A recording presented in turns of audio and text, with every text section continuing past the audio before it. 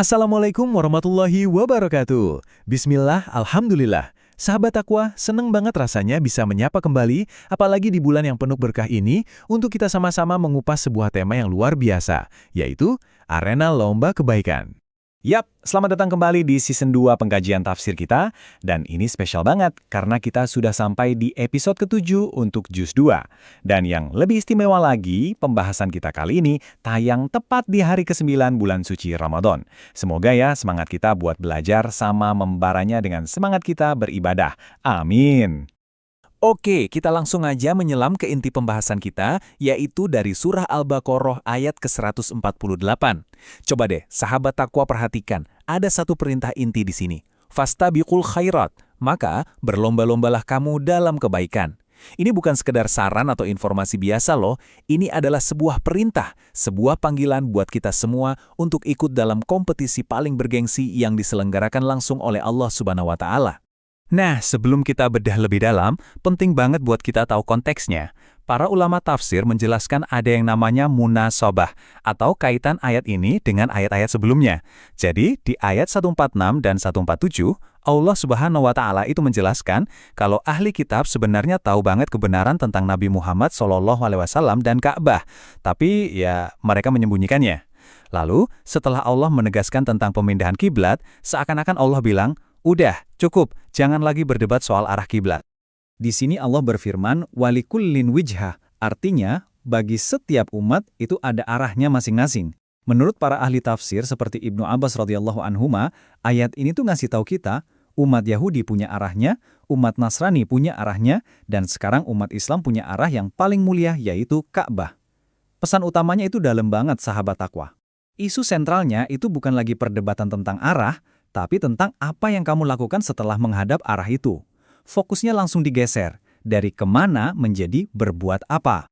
Dan disinilah kita sampai ke jantung ayat ini. Fastabiqul khairat, berlomba-lombalah dalam kebaikan. Perhatikan ya, pemilihan katanya itu bukan sekedar lakukanlah kebaikan, tapi berlomba-lombalah. Ada spirit kompetisi, ada semangat, ada urgensi, ada gairah untuk menjadi yang terdepan dalam berbuat baik. Keren banget kan? Oke, kalau gitu pertanyaannya, lomba apa aja nih yang dimaksud? Di arena mana aja kita bisa berkompetisi? Dan bentuknya seperti apa? Nah, yuk kita coba intip penjelasan dari para ulama kita. Ternyata, arena lombanya itu luas banget. Imam Al-Qurtubi dalam tafsirnya menyebutkan salah satu wujud utamanya adalah berlomba menyegerakan sholat di awal waktu. Sementara Syekh As-Sa'di memperluas maknanya, yaitu bersegera dalam semua amal soleh dan kewajiban.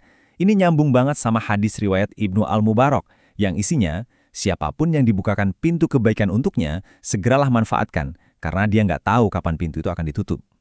Jadi lomba ini bukan cuma soal siapa cepat dia dapat, tapi juga soal kualitas, yaitu menyempurnakan ibadah. Intinya, arena lombanya adalah semua perbuatan yang bisa mendatangkan ridho Allah. Setiap kompetisi pasti ada garis finishnya. Dan ada hadiahnya kan buat para pemenang? Nah, bagian kedua dari ayat ini ngasih kita motivasi tertinggi. Sebuah garansi tentang garis finish yang pasti akan kita jumpai. Ainama takunu ya'ti bikumullahu jami'a. Dimanapun kalian berada, coba kita bayangkan.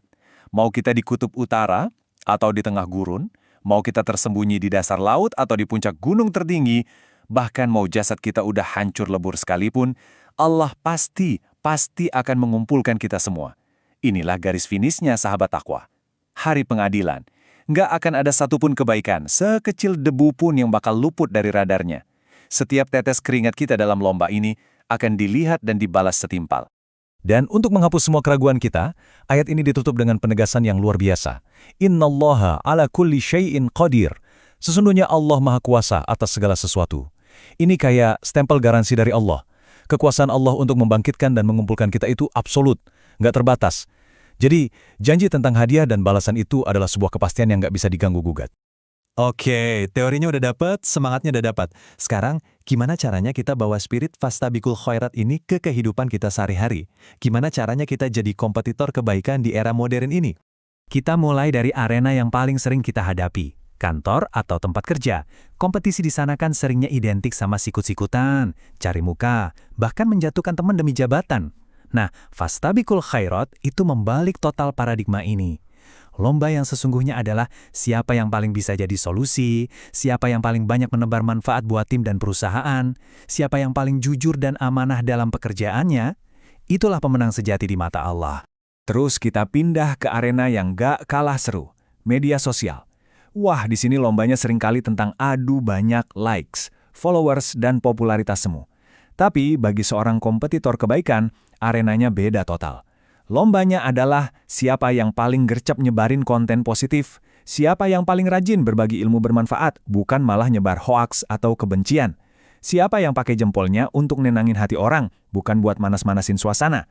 Kalau kita mau lihat contoh paling paripurna dari seorang kompetitor sejati, coba kita renungkan mindsetnya Abu Bakar As-Siddiq radhiyallahu anhu.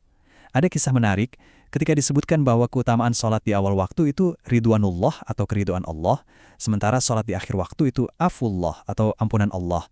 Apa kata beliau? Beliau bilang, ridwanullah lebih kami cintai daripada ampunannya. Masya Allah. Ini adalah pola pikir seorang juara sejati. Ampunan itu kan untuk orang yang berbuat salah. Tapi keridhaan itu adalah piala tertinggi, hadiah termahal untuk orang-orang yang berjuang jadi yang terbaik di mata Allah Subhanahu wa Ta'ala. Jadi, sahabat takwa, setelah kita ngobrol panjang lebar, pertanyaan ini kembali ke diri kita masing-masing. Di hari ke-9 Ramadan yang berharga ini, kira-kira di arena kebaikan mana kita akan mulai berlari kencang? Apakah di arena sedekah?